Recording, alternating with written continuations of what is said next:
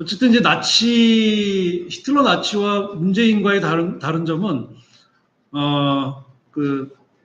히틀러는 이제 1934년에 자기가 총통이 되고 나서 이제 미국의 그레이트 디프레션, 그러니까 대공황의 여파로 경기 침체로 이루어졌던 걸 다시 경제 개발을 하죠. 그래서 뭐 아우토반, 고속도로도 짓고 뭐 공장도 짓고 해서 다시 이제 경제를 활성화시키고 일자리를 찾게 해주죠. 그래서 이제 그 당시 이제 독일 국민들에게 지지를 받고 환심을 사게 된 거예요. 그런데 사실 독일의 경제 부흥 정책에는 다른 목적이 있었잖아요. 전쟁이었거든요.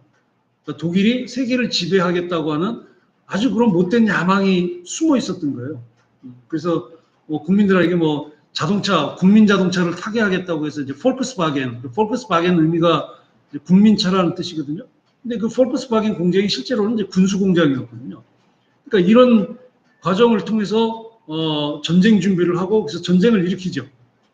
뭐 이런 게 이제 지금 뭐 우리나라에서 일어나고 있는 전체주의와 조금 차이점은 한데, 뭐 전체주의는 여러 가지 양상으로 나타나긴 하지만 지금 한국이 겪고 있는 이 혼란한 전체주의 독재는 지금 한국의 역사에서 굉장히 큰 비극적인 현실을 맞고 있다라고 보시면 돼요. 비극적인 현실을 맞고 있다.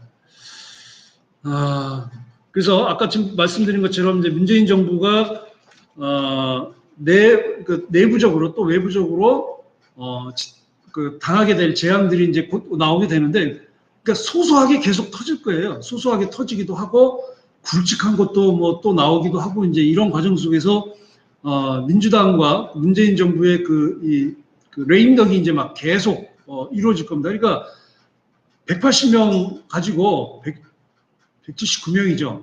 179명 가지고 힘으로는 막 누르려고 하지만 다 실패해요. 이미 문재인 대통령은 작년 2019년부터 본인 개인의 운도 쇠하기 시작했고 대통령으로서의 운도 쇠하기 시작했습니다. 그래서 아무것도 안 돼. 그러니까 하려고 하는 것도 안 되고 자기가 하려고 시도하다 진행되는 것도 다 꺾여요. 그래서 지금 문재인 정부가 내놨던 정책들이 다 지금 실패로 돌아가는 거예요. 이미 문재인 대통령은 대통령으로서의 운은 완전히 쇠했어요. 거기에 이제 민주당이 어떻게 이제 폭망하느냐의 그 지금 시작의 기로에 서 있는데 거기에 불을 끼얹은 게 부동산 실정입니다. 부동산 정책의 실패예요. 이 부동산 정책의 실패는 특정 어떤 계층이나 특정 연령이나 특정 대상들만 아니라 국민들 전체적으로 국민들 모두에게 분노를 갖게 하는 실정이 될 겁니다. 이제 이걸로 계속 터지는 거죠. 여기에 이제 뭐 오늘처럼 어제처럼 권경의 변호사가 뭐 방통위원장의 윤석열 뭐 한동훈 쫓아내야 된다. 이제 이런 사건들이 터지면 완전히 이제 민심이 엎어버리게 되는 거예요. 제가 이재명 도지사 얘기를 조금 하려고 하는데요. 제가 이재명 도지사에 대해서는 아마 공식적으로 이제 처음 얘기를 하는데,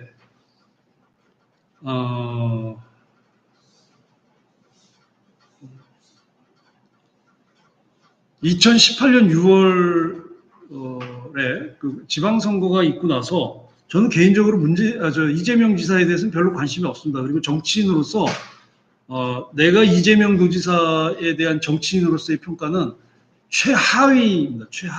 최하위인데 그래서 별로 관심도 없었고요. 근데 2018년도에 6월 12일인가요? 6월 10일 날 지방선거 끝나고 경기도지사 당선이 되고 나서 그달 말 6월 말쯤에 이렇게 떠오르더라고요. 이재명에 대해서 이렇게 쭉 훑고 있는데 1년 안에 이제 확연 비슷한 거죠. 제가 문재인의 운명에서 봤듯이 이재명 지사가 1년 안에 지사직에서 쫓겨나는 게 딱 떠오르는 거야. 6월 말입니다. 6월 말. 그래서 6월 말에 그 이재명 지사가 지사직에서 쫓겨나는 걸 제가 보고, 지금 제가 연락은 안 합니다만은 그때 저와 어떤 프로젝트를 하고 있던 지인한테 농담 반, 진담 반으로 이제 그 사람도 정치를 했었기 때문에 내년에 이재명이 날아갈 텐데 당신이 경기도지사 한번 나가보라고 제가 그 사람한테 그 얘기를 했어요. 그랬더니 그 사람이 그 얘기를 듣다 밥을 먹다가 내가 그 얘기를 하니까 갑자기 눈이 동그래져갖고 쳐다보는 거야. 지금 그 지방선거 끝난 지 지금 한 달 잉크도 안 말랐는데, 당선 측의 잉크도 안 말랐는데 제가 이재명 1년 안에 지사직에서 날아간다 얘기를 하니까 웬 엉뚱한 소리인가 했겠죠. 그리고 나서 2018년도에 이재명 사건이 터지기 시작했어요. 친형 강제 입원, 그다음에 검사 사칭한 거, 그다음에 성남의 대장동 개발 이익 환수한 거 해가지고 경찰에 그 당시에 자유민주당, 그다음에 바른미래당으로부터 그 고발됐어요. 그래서 경찰에서 기소 의견에서 검찰로 송치됐어. 그래서 검찰에서 2018년 12월에 검찰에서 이 세 가지 그 건으로 해가지고 기소했습니다. 그래서 이제 재판이 시작됐죠. 그래서 이 작년 2019년 5월일 거예요. 그때 1심 이제 판결이 났어요. 근데 전부 다 세 개 다 무죄 판결이 났어. 그랬더니 이제 검찰이 항소를 했죠. 그 항소에서 그 항소심이 9월에 있었어. 작년 9월. 그래서 항소심에서 세 개 중에서 그 친형 강제 입원에 대한 그 부정, 그러니까 강제 입원하려고 하지 않았다. 이게 이제 그 유죄로 판결이 나서 300만 원 벌금형을 받았죠. 그래서 이제 도지사직에 사실상 날라간 거거든. 그러니까 당연히 이재명이 상고를 한 거예요. 자, 그때 사실 이재명이 날라간 거예요. 사실상 2심에서 이미 날라간 거거든. 그래서 이재명이 이제 확실하게 이제 2심에서 보통 정치인들의 재판을 보면 1심에서는 거의 무죄 판결을 받습니다. 근데 2심에 가면 뒤집어져요. 거의 유죄 판결을 받고 이제 상고심, 3심에 가면 이제 2심에서 판결이 그대로 그 인용되는 그런 패턴으로 가거든요. 이재명도 그랬고 누구죠? 총리 그 뇌물 받아갖고 구속됐던 한명숙 총리도 1심에서는 무죄 받았다가 2심, 3심에서 유죄로 해서 그 징역형을 살았거든. 그 나도 이재명이 그렇게 갈 거라고 생각을 했는데 이제 변수가 생긴 거예요. 변수가 작년에 2심 끝나고 9월 달에 이재명 측에서 상고장을 대법원에 냈는데 생각 외로 길어지기 시작했어요. 이제 그러면서 제가 이게 뒤집어지겠구나. 그러니까 이재명이 정치적으로 거의 이제 사형 선고를 받고 지사직에서 박탈되는 게 확실하다고 봤는데 상고심이 지연되는 과정 속에서 이재명이 살겠구나 라고 본 거예요, 제가. 근데 이제 결국 올해 그 7월 달 이게 이제 그 대법원 전압으로 넘어가면서 이제 그 파기환송 판결이 났죠. 그래서 이제 살아왔는데, 자, 이렇게 해서 지금 이재명이 이제 죽다가 다시 살아난 거예요. 이재명은 실제는 작년에 도지사가 날아가는 운명이었어. 그리고 선거 비용 35억을 다 토해내야 되고 5년 동안 선거권, 피선거권이 박탈되는 그런 운명이었어요. 이재명이 작년에. 그런데 상황이 뒤집어진 거예요. 그러니까 그 뒤집어진 걸 저는 이 상고심이 계속 딜레이가 되면서 바뀌겠다 했는데 올해 들어서 바뀌겠구나. 그래서 이제 이재명이 살겠다고 이제 저는 판단을 한 거죠. 자, 근데 이제 이재명이 정치적으로 지금 그 도지사직을 유지하게 되고 정치적으로 살은 것이 이게 지금 민주당에는 엄청난 핵이 된다는 거예요. 그러니까 민주당에서는 이재명이가 상고심에서 그냥 파기환송으로 날아갔어야 민주당에서는 크게 도움이 되는데 이재명이 살아 돌아옴으로써 민주당에는 이게 핵폭탄으로 지금 존재하는 거예요. 그래서 앞으로 이재명을 잘 보세요. 이재명이 지금 꿈꾸는 건 대권이에요. 그리고 지금 그 이낙연하고 그 대권 후보 이 지지율, 그 여론조사 지지율을 보면 이재명이 굉장히 급격하게 지금 따라 올라가죠. 제가 지난번 실방 때 얘기했죠. 이재명이 세 가지 조건이 맞으면 민주당 안에서 권력 투쟁을 벌이고 심할 경우에는 탈당을 하고 분당이 될 거다. 그 세 가지 조건에 대해서 제가 말씀드렸죠. 자기가 대권 후보로서 지지도가 얼마나 나오는지, 그리고 이제 자기를 따르는 그 조직들이 얼마큼 될 건지, 그리고 실제로 이제 그 자기가 이제 대통령이 됐을 때의 어떤 정치적인 이 승부수, 던질 수 있는 승부수가 얼마나 될 수 있는지, 이거를 지금 계산하고 있는 거예요.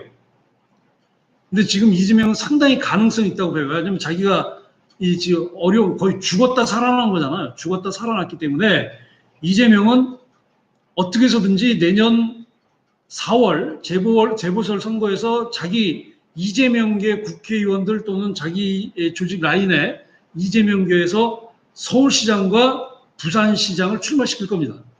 이제 이 과정에서 큰 한번 갈등이 일어나는 게 올 11월이에요. 올 11월, 12월이에요. 그리고 이재명이 여기서 안 되겠다고 결정을 내리는 것도 11월, 12월입니다. 그리고 내가 대통령을 나가야겠다고 결심을 해야 되는 것도 11월, 12월이야.